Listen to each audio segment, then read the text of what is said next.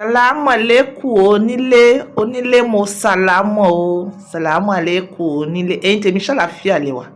Gẹ́gẹ́ bí èmi on point by two ṣe wà lénìí. Ṣẹ́yìn náà rí pé àlàáfíà ni on point by two wà o. Thank you so much. Courtesy of you. Thank you so much. Mo appreciate yín gan-an ni. Yes, ẹ̀mí wa ó ṣe púpọ̀ ọdún yìí láyé o. Nínú àlàáfíà, nínú owó, nínú ọrọ̀, nínú ìdùnnú, nínú ìgbéga àti gbogbo nǹkan mèremère yòókù tó ń jẹ́ kéèyàn gbé ìgbé ayé ìrọ̀rùn. Bá ṣe máa ṣọdún wa nìyẹn. Thank you so much.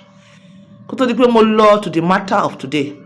Briefly kí n tó bẹ̀rẹ̀ fídíò yìí, mo rí comment kan, ó ní Ajia, oògùn aràn táwọn olóyìnbó ń pè ní worm. Òun ti lò yìí, kò ṣiṣẹ́. Tó eléyìí small thing ẹ lọ try, ó ń ṣiṣẹ́ fáwọn èèyàn. Ọ̀nà òjò ó ṣiṣẹ́ fún yín o. Àgbàlagbà lè lò, ọmọdé lè lò. Ó máa ṣiṣẹ́ fún yín. Ẹ máa wá rọ́bà ká sọ wípé half litre ló máa jẹ́. Ẹ lè wá 1 litre náà but torí nǹkan tẹ́ máa fi mix òrombó ni, ẹ jẹ́ kó jẹ́ half litre. Ẹ wá òrombó tí ó ṣe òrombó tó jẹ́ pé wọ́n ti gbé lẹ̀lẹ̀. Ẹ wá egbò akọgun, ẹ wá káfúrà, ẹ wá garlic.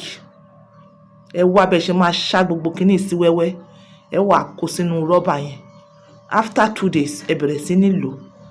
Ọmọdé síbí kan, àgbàlagbà síbí méjì kí wọ́n tó jẹun láàárọ̀. Ire o, ó ti bá wọn tó lò ó lára mu, ó máa bá yín lára mu. Yes, ẹ̀yin kan lè sọ wípé on point òun recommend oògùn rárá, kì í ṣe pé à ń recommend. Àwọn kan ló lo eléyìí tó ṣiṣẹ́ lára wọn, a ní ká wá fún yín. Tó bá sì jẹ́ pé tẹ́ wà ń lo òyìnbó ni tẹ́ ẹ̀ rí orí ọ̀fẹ́ gbogbo nǹkan tá à ń sọ yìí. I think you are understanding me. Ẹ lọ sí hospital, ẹ lọ sí chemist, ẹ explain bí aràn yẹn ṣe ń ṣe yín. Oríṣiríṣi aràn la ní. Bí ẹ bá ṣe explain bó ṣe ń ṣe yín ni wọ́n ṣe mọ irú oògùn tí wọ́n fún yín. Perhaps ìwọ tó sọ pé ológun kò ṣiṣẹ́. Possibility wà pé ẹ explain bó ṣe ń ṣe yín ní aràn yẹn, ẹ explain. Okay, ẹ̀yin tèmi, mo kàn ní kí n sọ yẹn sharp ni kó má gba ọ̀pọ̀lọpọ̀ àyè. Okay, ẹ máa gbọ́ voice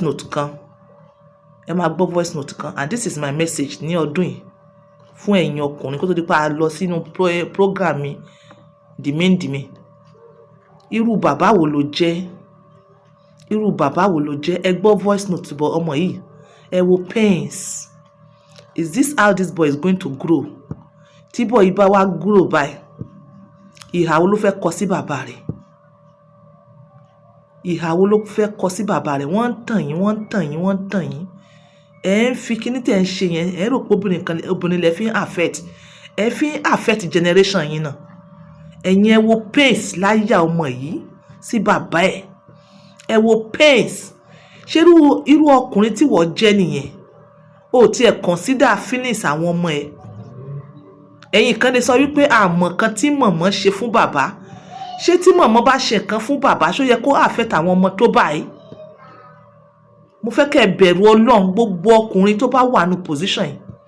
Irú ọkùnrin tí ọmọ ẹ̀ wá jáde tó sọ̀rọ̀ báyìí. Ọkùnrin yẹn ṣe empty báyìí. Ẹ̀yin ọkùnrin ìṣòbìnrin nìkan ló yẹ kó máa lọ sí chọ́ọ̀chì. Kì í ṣe obìnrin nìkan ló yẹ kó gbàdúrà látàárọ̀ títí dalẹ́, ló yẹ kó yan náfìlà látàárọ̀ títí dalẹ́, ló yẹ kó máa gbààwẹ̀, kó máa kígbe, kó máa ṣàdúrà fọ́kọ, ṣàdúrà. Ó yẹ kẹ́yin náà máa ṣàdúrà fún ìyàwó. Tẹ́ bá ṣe in and out kò sí ẹ̀mí kẹ́mi tó máa wọlé yín. Ọkùnrin yìí ti empty jù. Ara emptiness ẹ̀ òun ló fà á tí obìnrin Dáramọ́lá yẹn fi wọnú ayé rẹ̀ wá.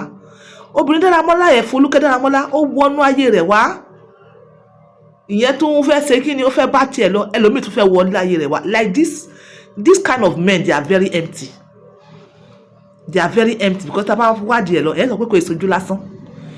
Tí ó bá wá sojú lásán jẹ́ pé empty. Kí lẹ̀yin dìmú as òpó ìgbàgbọ́ yín? Kí lẹ dìmú as èèyàn tẹ́ ẹ pè tó bá yín solve irú this kind of problems? Èmi rò pé wọ́n ní tíyàn bá súnmọ́ lọ. Yes, tẹ́ bá súnmọ́ lọ. Tẹ́ ẹ súnmọ́ lọ́n, tẹ́ ẹ kó gbogbo ọ̀rọ̀ yín lé Ọlọ́run lọ́wọ́, tẹ́ ẹ ṣojú kòkòrò káàkiri, tẹ́ ẹ wòbò yìí gbogbo òbò kọ́ là ń dò. Ẹ dùn mi ẹ̀ lè ṣe ẹ̀ ní níláárí mọ̀. gbogbo ògo kọ́ là ń dò gbogbo ògo kọ́ là ń dò dómi ẹ̀ní nílọsíwájú mọ̀. This thing làálẹ̀ kò tìbọ̀ yìí ó go beyond enjoyment lásán 5 minutes enjoyment. Níbi tẹ́ bá ti eléyìí bọ̀ fà lè yọ ti eléyìí bọ̀ ẹ ti exchange negativity àti positivities. Àwọn obìnrin kan wà positivities ni wọ́n positive ayé wọn wọnú ayé ẹ wá. Àwọn obìnrin kan sì wà negativity wọn á wọlé ayé rẹ wá.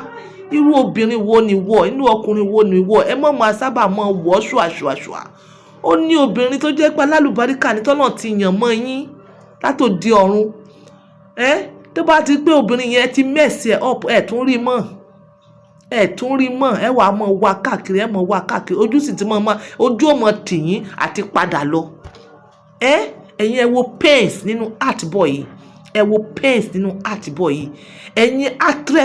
ẹ̀yin actress ó ṣe jẹ́ wípé ẹ mọ́kọ́ gbà tàbí ẹ mọ́ maintain. Ẹ̀yin actress ẹ mọ́kọ́ yẹn gbà ẹ dẹ̀ mọ́ maintain. Ẹ mọ́kọ́ gbà ẹ mọ́ maintain. Mo lè ka actress bíi mẹ́fà tó gbọ́kọlọ́kọ tí wọ́n ò rí maintain. Ẹ̀yin ò lè kọ́ àkọ́ṣe Mercy Johnson ni. Ṣé bí Mercy Johnson ọkọlọ́kọ náà ló ń gbà ẹ̀yin ẹ wo bí tó sin ọkọ yẹn dèní ẹ̀yin ò ní sùúrù ẹ̀. Mo lè ka actress yes mo lè ka wọ́n number 1 Láìdé Bákàrè, number 2 Bùkọ́lá Arúgbá yes. Ẹ rán mi létí kú mọ́. Number 3 Dáramọ́lá yìí a máa kà mọ́ wọn. Mọ́ back off wàá jókòó ni. Ẹ wá bá mi bẹ sísítà mi pẹpẹrẹ yóyò ẹ jọ̀ọ́ ẹ bá mi bẹ sísítà mi Mercy. Ẹ bá mi bẹ sísítà mi Mercy. Each time tí mo bá rí Mercy yẹn lórí social media àyà mi á já fún brother mi Kazeem Adeoti, àyà mi á já because ìtìjú ò kí ń lè jẹ́ kí wọ́n padà lọ sọ́dọ̀ ìyàwó wọn tẹ́lẹ̀tẹ́lẹ̀. Ìtìjú ẹ mọ́ fi ìtìjú mọ́ra o, ẹ mọ́ fi sínú ara yín.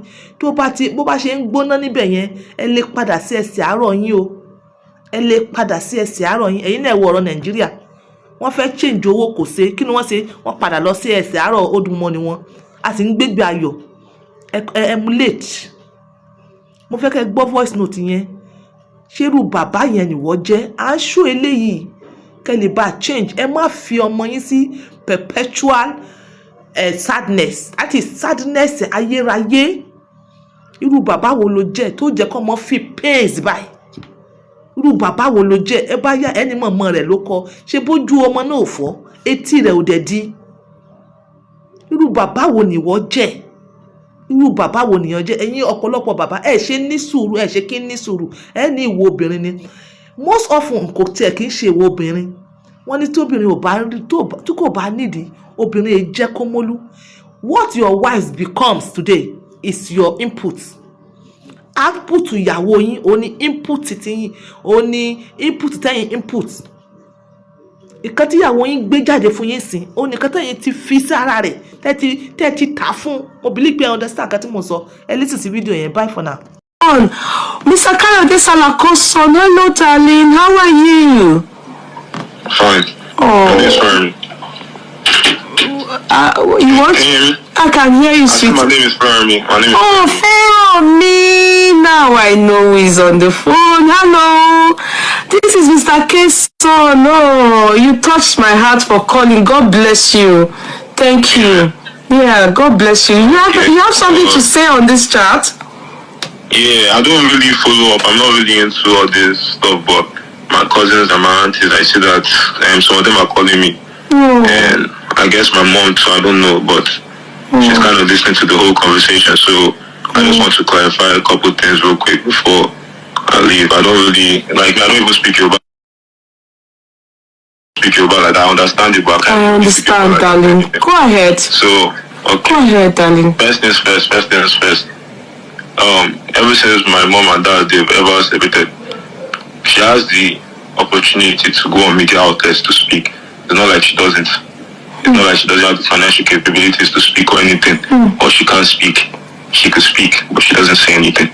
Because whatever has been done, she's focusing on us. and we too are focusing on our own lives. God bless. So whatever they have with the media, all these paparazzi that they're doing up and down, they need to first off stop it, because bro, it's getting not funny anymore. It's starting to affect our life. At the end of the day, we moved away from Nigeria because all those things were overwhelming. I went to like 6 secondary, and I went to like 5 or 6 secondary schools, and I even left Nigeria in SS3, like 5 or 6 secondary schools, just because of those little paparazzis and everything. So I've left everything for them. They should stay where they are. First things first. My dad never divorced my mom. It even affected us till now for our paper situation, but we finally got it. We got it sorted out and everything. But for a little while, it had affected us at the time. Whatsoever. So they never got officially divorced or anything. So they should stop all this.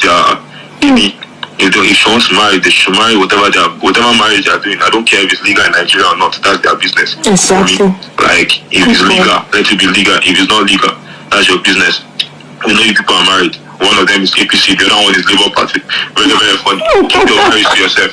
Exactly. Marriage to yourself. We don't care about your marriage. Just leave my mom out of your mouth. Exactly. If you want to be doing paparazzi, go and do paparazzi with your other actresses. My mom is not an actress. She doesn't do any paparazzi. She can do it if she wants. And pertaining to one statement, I say something on an article, because when they called me, I went on the internet and I searched up something real quick. And I was saying Foluke make a statement saying the school is not my mom's school.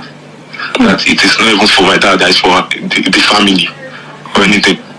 She's very, very stupid. She said this for your dad. I think she said it was for your dad, only your dad. That if she got okay, go ahead. Just hear me attentively. She's very, very stupid. Okay. STUPID. She's very, very stupid. And I'll tell you why she's stupid. I don't have any problem with her. Okay, I don't want to disrespect her, but I'll tell you why she's stupid. Okay. Ever since my mom has left that school, my mom and my dad founded the school together as a married couple. Ever since my mom, they did, I think the school's first anniversary, they used it to do my birthday or whatsoever. Ever since my mom left that school, every single body member or every single member of that school, the school are paralyzed. The school is walking up on crutches. I don't even think the school is a school anymore. So they should not even make it seem like anything. My mom is the heart and soul of that school. My dad did not want to divorce my mom because, bro, I'm a man. I'm grown now. I understand. He knows why he doesn't want to divorce my mom. It's not because of anything. My mom has requested for it multiple times. It's not because he can't divorce my mom. He could divorce my mom, but he doesn't want to do it because, bro, Foluke, you're not his real wife, bro. Even if you want to believe it in your heart or anything, that's your business. We don't care, because obviously he's not my mom's husband. My mom has been able to do without him for a very, very long time. Yeah. He doesn't help us. I mean, once in a while, maybe once every blue moon, he will help us whatsoever. But my mom has been holding her own as a strong woman. She's been my mother, she's been my father, she's been my grandmother, she's been everything. We don't have any other family in this country. As you are seeing us, we are all by ourselves. Like, our other families are not nuclear, or the type of extension is like extension. They're not really extended like tight to us. So at the end of the day, whatever notion she has or whatever they're carrying on their head, she needs to just stop it. She should leave my mom alone. Okay, my because me, I have the kidney, all them to the head nods, all those people. And like most of them, I can get in contact with any of them if I want to. And if that's what she wants to start, don't, darling. Don't not distract you people, okay? Continue. No, I'll embarrass her because she's very, very funny. She's almost 50 years old and she's going back and forth with a 21-year-old boy.